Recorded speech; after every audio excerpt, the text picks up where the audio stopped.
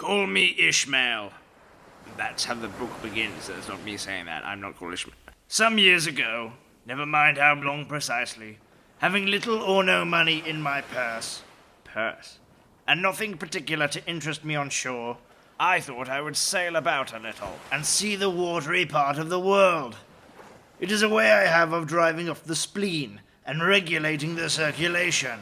That doesn't sound medically Whenever I find myself growing grim about the mouth, whenever it is a damp, drizzly November in my soul, whenever I find myself involuntarily pausing before coffin warehouses and bringing up the rear of every funeral I meet, and especially whenever my hypos get such an upper hand of me that it requires a strong moral principle to prevent me from deliberately stepping into the street and methodically knocking people's hats off, then I account it high time to get to sea as soon as I can. This is my substitute for pistol and ball, coward. With a philosophical flourish, Cato throws himself upon his sword. I quietly take to the ship. Wasn't Cato in the pit? Never mind. There is nothing surprising in this.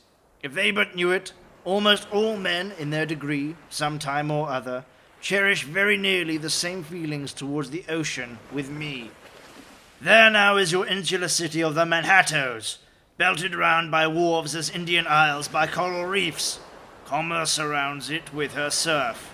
Right and left, the streets take you waterward. Its extreme downtown is the Battery, where the mole is washed by waves and cooled by breezes, which a few hours previous were out of sight of land. Look at the crowds of water gazers there. Circumambulate the city of a dreary Sabbath afternoon. Go from Collier's Hook to Coenties Slip, and from thence, by Whitehall, northward. What do you see? That again is the narrator asking this, not my... Posted like silent sentinels all around the town, stand thousands upon thousands of mortal men fixed in ocean reveries. Some leaning against their spiles, some seated upon the pierheads, some looking over the bulwarks of ships from China, some high aloft in the rigging, as if striving to get a still better seaward peep. But these are all landsmen, of weekdays pent up in lather and plaster, tied to counters, nailed to benches, clinched to desks. How then is this? Are the Greenfields gone? What do they here? I should perhaps say that here is H-E-R-E, not here as in here with your ears. As in, what do... Never mind, just read the book. Read the book, Anonymous. But look!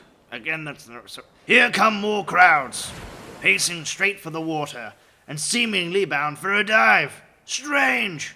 Nothing will content them but the extremest limit of the land. Loitering upon the shady lee of yonder warehouses will not suffice. No, they must just get as nigh as the water as they possibly can without falling in. And there they stand, miles of them, leagues. Leagues is a nautical term, I believe. Inlanders all. They come from lanes and alleys, streets and avenues, northeast, south, and west. Yet here they all unite. Tell me, does the magnetic virtue of the needle of the compass of all those ships attract them thither? Once more, say, you are in the country, in some high land of lakes.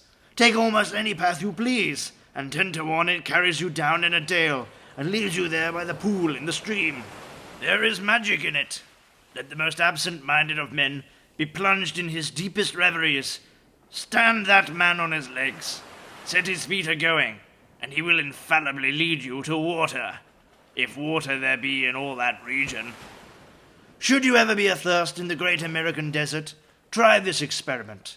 If your caravan happen to be supplied with a metaphysical professor. Yes, as everyone knows, meditation and water are wedded forever. That is the first page of Herbert Mellon's epic piece, Moby Dick. If you like seamen and whales, I implore you to read it. Also, I believe that Moby Dick has recently been made into a motion picture, complete with sound, so you may want to look that up somewhere, wherever you would find that. I have been and will continue to be Lieutenant Colonel Anonymous Bilgewater. Thank you for listening, and I have been asked to ask you to please subscribe, but I wouldn't.